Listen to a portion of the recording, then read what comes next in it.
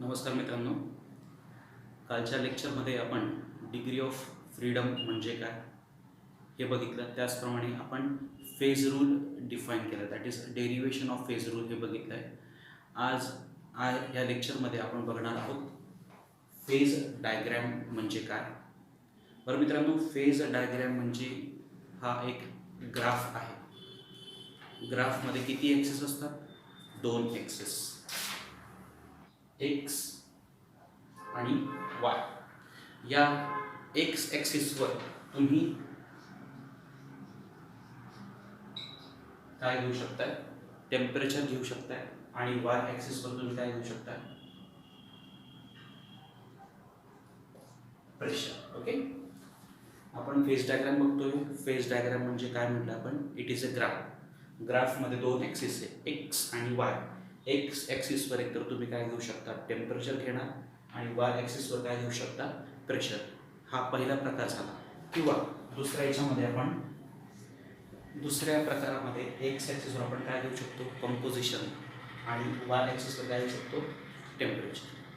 मित्रांनो, या ग्राफमध्ये आपण कोणाचं रिप्रेझेंटेशन बघणार आहोत? तर फेज डायग्राममध्ये बघणार आहोत आपण. फेज डायग्राममध्ये बघणार आहोत आपण graphical representation of phase. Graphical representation of phases. किती प्रकारच्या फेजेस असतात? सॉलिड, लिक्विड आणि गॅसेस किंवा वेपर. या फेजेसचं रिप्रेझेंटेशन आपण कोणत्या फॉर्ममध्ये बघणार आहोत? ग्राफिकल फॉर्ममध्ये. त्या डायग्रामला आपण काय म्हणणार? Phase diagram. Okay, so graphical representation of phases. त्याच्यानंतर त्या बघा मित्रांनो, ही फायनल डेफिनेशन आहे. Graphical representation of phases. आत्ताच आपण म्हटल्याप्रमाणे कोणकोणत्या फेजेस असतात? सॉलिड फेज, लिक्विड फेज आणि गॅसियस किंवा वेपर फेज. त्या फेजेसचं इक्विलिब्रियम. हे इक्विलिब्रियम कसं होऊ शकतं? Solid is in equilibrium with liquid. त्याचप्रमाणे liquid is in equilibrium with vapour or gases. आणि त्याचप्रमाणे solid is in equilibrium with vapour. असे हे त्याचे 3 इक्विलिब्रियम. त्या इक्विलिब्रियमचं सुद्धा त्या ठिकाणी आपण इनकॉर्पोरेशन करणार आहोत. बरं, प्रत्येक फेजचे कॉम्पोनंट्स कोणकोणते आहेत? त्या फेजला त्या स्टेटमध्ये राहण्यासाठी कोणकोणते व्हेरिएबल्स आवश्यक आहे? या सगळ्यांचा अंतर्भाव ज्या डायग्रॅममध्ये केला जातो त्या डायग्रॅमला आपण काय म्हणणार आहोत? Phase diagram. Okay, so phase diagram हे ग्राफिकल रिप्रेझेंटेशन. हा ग्राफ आहे. हा ग्राफ आपण या ॲक्सिसवर एकतर टेम्परेचर घेऊ शकतो आणि इकडे काय घेऊ शकतो? प्रेशर. किंवा या ठिकाणी कंपोजिशन घेऊ शकतो आणि इकडे काय घेऊ शकतो? टेम्परेचर. आणि ह्या 2 ॲक्सिसच्या दरम्यान आपण विविध फ्रेजेस, त्यांचे इक्विलिब्रियम, त्यांचे कॉम्पोनंट आणि त्यांचे व्हेरिएबल्स यांची ग्राफच्या स्वरूपामध्ये मांडणी करू शकतो. आणि त्या मांडणीमुळे जी डायग्रॅम आपल्याला मिळत असते मित्रांनो, त्या डायग्रॅमला आपण काय म्हणणार आहोत? फेज डायग्रॅम म्हणणार. So this is the definition of phase diagram. बरं, आजच्या लेक्चरमध्ये आपण बघणार आहोत phase diagram of one component system. मित्रांनो, आपल्याला बघायचं phase diagram of one component system. Phase diagram बघण्याच्या अगोदर वन कॉम्पोनंट सिस्टीम म्हणजे काय ते बघूया. एक सिस्टीम कन्सिडर करू आपण. ही ती सिस्टीम दिसते मित्रांनो. Ice is in equilibrium with water and water is in equilibrium with water vapour. इथं किती फेजेस आपल्याला दिसत आहेत? 3 phase. Solid phase,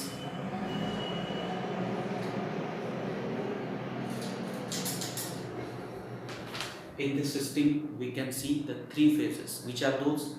Ice is in solid phase, water is in liquid phase and water vapor are in gaseous phase or vapor phase. So number of phases किती झाले? number of phases आपण कशाने दाखवतोय? p. किती झाले मग त्या? 3. Okay, बरं. नंबर ऑफ कॉम्पोनंट्स आपण कशाने दाखवत असतो? आपण C या लेटरने दाखवत असतो. बरं, आईसचं केमिकल कॉम्पोजिशन काय? आईस कशाचं बनलेलं आहे? H2O. वॉटर पण कशाचं बनलेलं आहे? वॉटरचं केमिकल कॉम्पोजिशन काय? H2O. त्याचप्रमाणे वॉटर वेपरचं कॉम्पोजिशन पण काय आहे? H2O आहे. तिघही फेजचं केमिकल रिप्रेझेंटेशन आपण एकाच कन्स्टिट्युएंटने करतो आहे. म्हणून या सिस्टीमसाठी नंबर ऑफ कॉम्पोनंट्स किती येणार आहेत? 1 येणार. मग वन कॉम्पोनंट सिस्टीमची डेफिनेशन काय सांगता येईल? ती डेफिनेशन आपण आता लिहूयात. So what is the definition of one component system?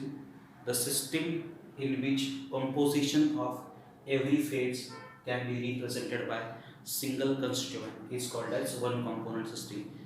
As in this system the three phases are present and the composition of each phase is represented by a single constituent, that is H2O.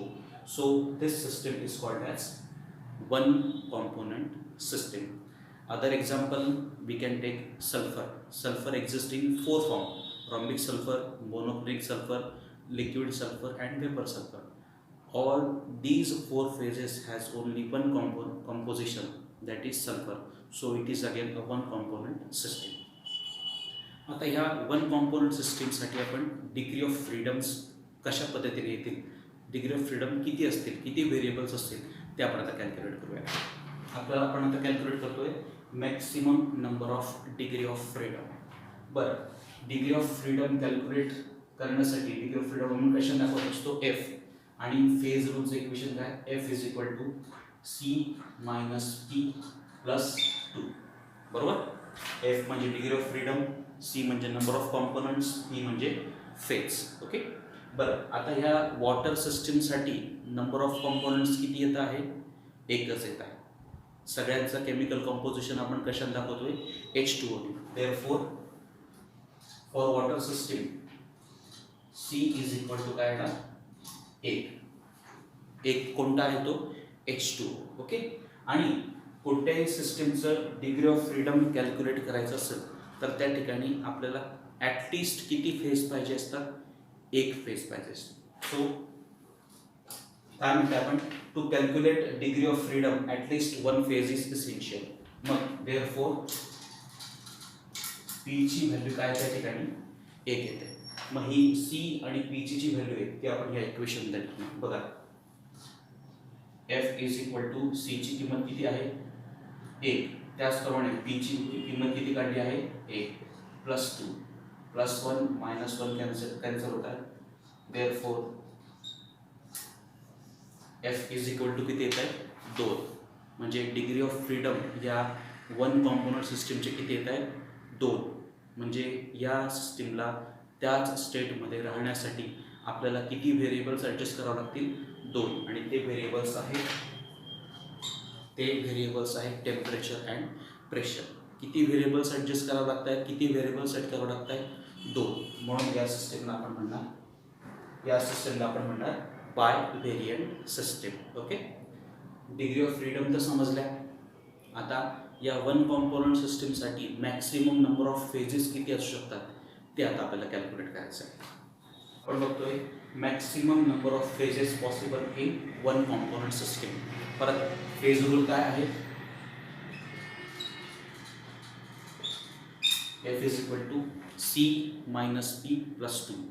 समजा मित्रांनो ह्या one component system ही non variant असेल, म्हणजे त्या ठिकाणी कोणत्याही व्हेरिएबलची आवश्यकता नसेल, तर त्या कंडिशनमध्ये एफची किंमत किती येणार? 0.